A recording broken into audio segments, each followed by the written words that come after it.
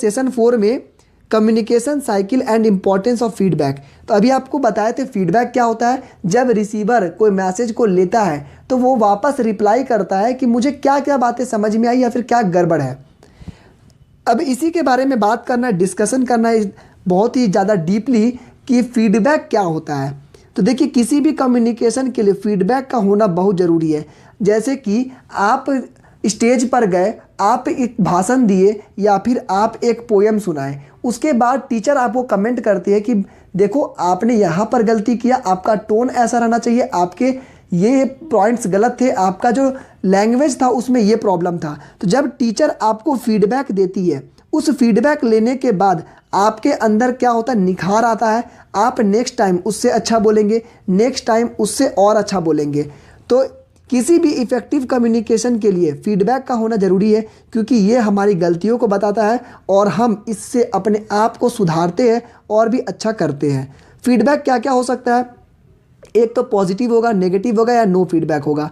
आप कोई बात बताते हैं तो उसके बाद बहुत सारे दोस्त होते हैं जो अधिकतर दोस्त निगेटिव फीडबैक में चले जाते हैं कि देख तेरा ये गलती है, देख तेरा वो गलती है। जो अच्छी बात है वो तो बताते ही नहीं है। तो यहाँ पर फीडबैक के लिए आपको अच्छी बातें बता सकते हैं, कोई नेगेटिव बता सकते हैं, या फिर कोई होते हैं टाल मटोलने वाले, यानी कुछ बताएंगे ही नहीं, बोलेगा अच्छा ठीक ठाक है, ठीक है, उसके बारे में सोचेंगे, उस टाइप वाला। तो फीडबैक हो गया आपको। तो फीडबैक लेना ज़रूरी होता है। इसीलिए कोई कस्टमर केयर जब आपको कॉल करता है तो आपको बताता है कि आप हमें स्टार रेटिंग दीजिए। मैं भी आप लोगों को कहता हूं कि अगर आपको हमारा ऐप पसंद आया है तो प्लीज़ 5 स्टार रेटिंग दीजिएगा। इससे मुझे फीडबैक मिलता है कि क्या प्रॉब्लम है, क्या कुछ और सुधार करना है। तो अगर पसंद आएगा तो 5 स्टार ज़रूर बताइएगा। और कम्युनिकेशन में और कुछ प्रॉब्लम होगा तो आप नीचे कमेंट में भी हम मुझे फीडबैक बता दीजिएगा। नेक्स्ट आते हैं, अ गुड फीडबैक क्या होता है। एक अच्छा फीडबैक किसे कहेंगे, तो एक अच्छा फीडबैक उसे कहेंगे जब स्पेसिफिक होगा। वो जो फीडबैक है स्पेसिफिक होगा। जब आप किसी से फीडबैक दीजिएगा तो आपको स्पेसिफिक होना है कि आप किसके बारे में फीडबैक दे रहे हैं। घुमा फिरा कर के बातें मत बताइए। जो जनरल चीज़ें हैं, जो जनरल सभी को पता है, वो मत बताइए। आप बस उस पॉइंट को बताइए जहाँ उसकी गड़बड़ है, या फिर उस पॉइंट को बताइए जहाँ पर उसकी अच्छाई है। तो ये आपको स्पेसिफिक बताना है। टाइमली होना चाहिए। ऐसा नहीं है कि आज का फीडबैक आपको लेने के लिए आज बोले तो अब आप फीडबैक दीजिएगा 10 साल बाद, उसका वैल्यू ही नहीं बचेगा। तो आपको उस पर्टिकुलर टाइम पे फीडबैक देना है। पोलाइट होना है। आपको अगर किसी तरह का कोई प्रॉब्लम भी है, सजेशन भी है, तो आपको पोलाइट होकर के बोलना है कि सर मुझे इस ऐप में या फिर मुझे इसमें ये प्रॉब्लम है, या फिर आप इसमें कर देंगे तो ज़्यादा अच्छा रहेगा। तो ये पोलाइटनेस रहनी चाहिए। उसके बाद आते हैं ऑफरिंग कंटिन्यूइंग सपोर्ट। उसके बाद फीडबैक जब आप देते हैं तो कंटिन्यूस प्रोसेस होता है। ये एक बार आप फीडबैक दिए, वहाँ से दोबारा सुधार हुआ, फिर आपको लगा कुछ और प्रॉब्लम है, फिर फीडबैक दिए, फिर वहाँ से सुधार हुआ। तो ये एक प्रोसेस कंटिन्यू चलता है। इससे क्या होता है, सुधार सुधार सुधार, और आगे चल कर के बहुत ज़्यादा अच्छा हो जाएगा। तो फीडबैक आपको हमेशा स्पेसिफिक देना है, टाइमली देना है, पोलाइट होकर के देना है, और कंटिन्यू सपोर्टिव रहना चाहिए ये फीडबैक, ताकि आगे चल कर के इसमें और भी सुधार हो सके। इम्पॉर्टेंस ऑफ फीडबैक क्या होता है, देखिए फीडबैक लेने से फ़ायदा क्या क्या हुआ पहले अब उससे बताते हैं। मैं भी फीडबैक के लिए बहुत ज़्यादा आप लोगों को बोलते रहता हूँ कि ऐप को आप 5 स्टार दीजिए, या फिर आपको जो लग रहा है आप जल्दी से कमेंट करिए। मैं हमेशा मांगता हूँ कमेंट। क्यों? क्योंकि कमेंट से मुझे अपना समझ में आता है कि जो आप लिसनर है, जो आप सुन रहे, आपको कितना समझ में आया, किस जगह पर प्रॉब्लम हुआ, वो आप मुझसे शेयर करते हैं। तो ये हो गया वैलिडेट्स इफेक्टिव लिसनिंग। इससे पता चलता है कि लिसनिंग कितना अच्छा हुआ है। नेक्स्ट है, इससे मोटिवेशन मिलती है। मुझे भी मोटिवेशन मिलती है कि आप जब फीडबैक देते हैं कि सर आपका ये टॉपिक अच्छा लगा, सर आपको यहाँ पे कुछ चेंजेस लाना है, इससे मोटिवेट होता है। नेक्स्ट आते हैं, it is always there every time you speak to a person we communicate feedback, so it is impossible to provide one. तो बोल रहा जा रहा है कि यहाँ पर कोई ज़रूरी नहीं है कि हर बार आपको रिप्लाई मिले ही मिले, क्योंकि जो फीडबैक होता है कभी कभी इतना ज़्यादा आ जाता है कि सभी को रिप्लाई करना मुश्किल हो जाता है। नेक्स्ट है, इट बूस्ट्स लर्निंग। आपके लर्निंग को बढ़ाता है, क्योंकि आप अपने आप में जब सुधार ला रहे हैं तो और अच्छा कर रहे हैं। तो इससे आप में लर्निंग की कैपेबिलिटी अच्छी हो रही है। It improves performance. जब आप फीडबैक लेते हैं, आप अपने आप में सुधार करेंगे तो आपके परफॉर्मेंस खुद ब खुद सुधर जाएगी। तो यहाँ पे कुछ इंपॉर्टेंट फीडबैक के जो पॉइंट्स है आपको याद रखने हैं। नेक्स्ट सेशन 5 में आपको पढ़ना है बैरियर्स टू इफ़ेक्टिव कम्युनिकेशन। देखिए इफ़ेक्टिव कम्युनिकेशन क्या होता है, उसके बाद हम लोग आएंगे बैरियर्स के बारे में। इफ़ेक्टिव कम्युनिकेशन यानी कि अच्छा कम्युनिकेशन किसे कहेंगे, तो एक अच्छा एक शानदार कम्युनिकेशन के लिए आपको 7 C's का एक फॉर्मूला दिया गया है, 7 C का एक फॉर्मूला दिया गया है। उस C के फॉर्मूला को आपको अच्छे से याद रखना है। फॉर्मूला क्या है, सबसे पहले आपकी बातें क्लियर होनी चाहिए, कॉन्साइज होनी चाहिए, कंक्रीट होनी चाहिए, यानी बातों में दम होना चाहिए। जो आप बात बोल रहे हो उसमें दम होना चाहिए, एक जान होना चाहिए, एग्जैक्ट उसी वर्ड को उसी फ्रेज़ को यूज़ करिए जो आप बोलना चाहते हैं। उसके बाद आपकी इन्फॉर्मेशन करेक्ट होनी चाहिए। बातों को उल्टा सीधा बताने से अच्छा है कि आप कम्युनिकेशन में करेक्ट इन्फॉर्मेशन दीजिए।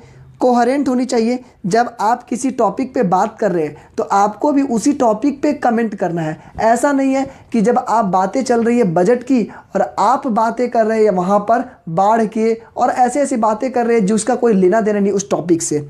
तो आपको उस टॉपिक पे रहना है, कंप्लीट आपको बोल रहना है। और लास्ट वन है कर्टियस होना चाहिए, यानी आपको पोलाइट होकर के अच्छे से बातों को बोलना है, फ्रेंडली होकर के बातों को बोलना है। तो एक इफ़ेक्टिव कम्युनिकेशन के लिए आपके पास 7 C का एक फॉर्मूला है, VVI है, बिल्कुल याद रखिएगा। ये क्वेश्चन आपको एग्जामिनेशन में पिछले साल भी पूछा गया था और ये कंटिन्यू पूछा ही जाएगा। तो 7 C का एक फॉर्मूला है जिससे आप अपने कम्युनिकेशन को अच्छे कर सकते हैं, तो इसको नोट कर लीजिएगा। नेक्स्ट अब आते हैं बैरियर्स टू इफेक्टिव कम्युनिकेशन। एक अच्छा कम्युनिकेशन का बैरियर क्या क्या होता है, प्रॉब्लम क्या क्या होता है उसके बीच में। तो सबसे पहला प्रॉब्लम जो होता है वो फिजिकल बैरियर होता है। फिजिकल बैरियर का मतलब क्या हो गया, इन्वायरमेंटल बैरियर। जब आप अपनी बातों को बोलते हैं या फिर जब आप कम्युनिकेट करना चाहते हैं उस कंडीशन में, मान के चलिए मैं अभी आपको पढ़ा रहा हूँ और बगल में बहुत ज़्यादा गर्मी आ रहा है, पंखा नहीं चल रहा है, एसी नहीं चल रहा है। इस कंडीशन में गर्मी में अगर आपको कुछ काम करने बोला जाए तो आप नहीं कर पाएंगे।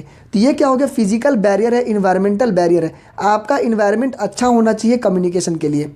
दूसरा है लिंग्विस्टिक बैरियर। लिंग्विस्टिक का मतलब हो गया लैंग्वेज का जो बैरियर है। कभी कभी ऐसा होता है जो सेंडर है वो मान के चलिए मलयालम बोल रहा है और रिसीवर जो इंग्लिश जानता है, दोनों के बीच में कम्युनिकेशन हो ही नहीं सकता है। तो ये लिंग्विस्टिक बैरियर हो गया, आपके लैंग्वेज का बैरियर। उसके बाद आता है इंटरपर्सनल बैरियर, अपने आपसी बैरियर भी होता है। आपके मन में किसी एक दूसरे जो दोस्त है या फिर कोई दुश्मन है आपके, उसके प्रति द्वेष है, लड़ाई है, तो आपके बीच में कम्युनिकेशन अच्छा नहीं हो पाएगा। वो एक बैरियर है, ये आपको हमेशा याद रहेगा कि उसने मुझे धोखा दिया तो मैं उससे अच्छे से बातें नहीं कर पाऊँगा। नेक्स्ट है ऑर्गेनाइजनल बैरियर। ये क्या होता है, इसका मतलब होता है ये एक स्ट्रक्चर है। जब आप ऑफिस में जाएंगे, जब आप स्कूल में जाएंगे, जब आप कहीं एक बड़े प्रतिष्ठान में जाएंगे तो वहाँ पे देखे होंगे कि कुछ कस्टम है, कुछ रूल्स है। आप अपने प्रिंसिपल से, आप अपने टीचर से मजाक नहीं कर सकते हैं, आप अपने बॉस से मजाक नहीं कर सकते। तो ये क्या हो गया, एक बैरियर है, आपके कम्युनिकेशन को एक बांध दे रहा है कि आपको सर्टेन यही चीज़ यूज़ करना है, आप सर्टेन यही रूल्स लगा करके ही आप उनसे बात कर सकते हैं। तो ये ऑर्गेनाइजनल बैरियर है। नेक्स्ट है कल्चरल बैरियर। कभी कभी ऐसा होता है कि आपका कल्चर दूसरे के कल्चर से मैच नहीं करता है, दोनों के कल्चर में बहुत ज़्यादा डिफरेंस होता है। जब डिफरेंस होता है तो दोनों में कम्युनिकेशन में अच्छा नहीं होगा। ठीक है, अब मान के चलिए कि बहुत कोई का पसंद कुछ और होता है, दूसरे का पसंद कुछ और होता है। तो एक कल्चरल तौर पर जब आपकी मत जो है, जो आपकी जो सोच है नहीं मैच कर रही है तो आपका कम्युनिकेशन भी अच्छा नहीं होगा। तो ये सब बैरियर्स होते हैं।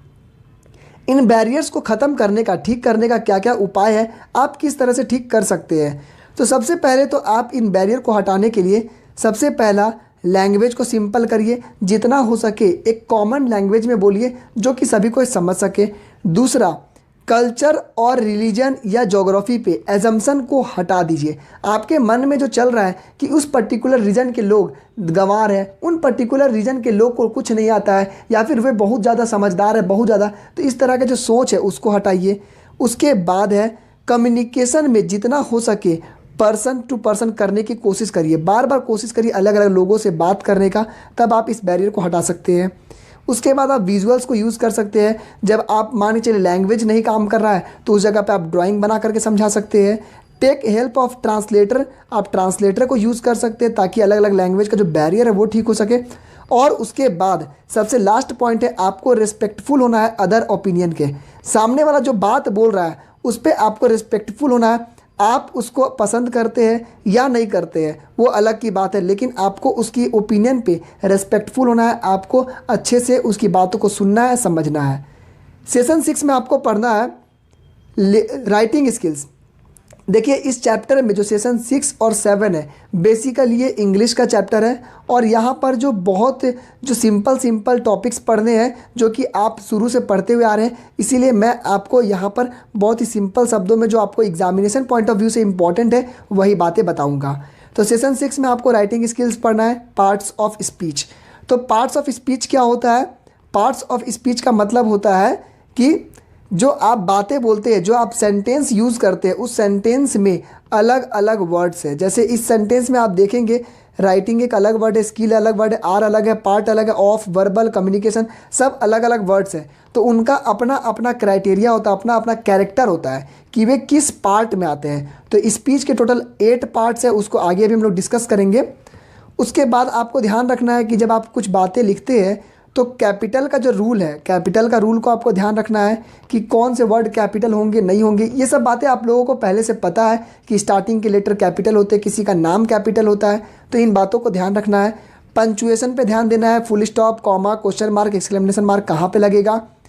पार्ट्स ऑफ स्पीच के बारे में बात कर रहे थे, तो स्पीच के टोटल 8 पार्ट्स हैं, यानी किसी भी सेंटेंस को आप 8 पार्ट्स में आप सारे वर्ड्स को आइडेंटिफाई कर सकते हैं।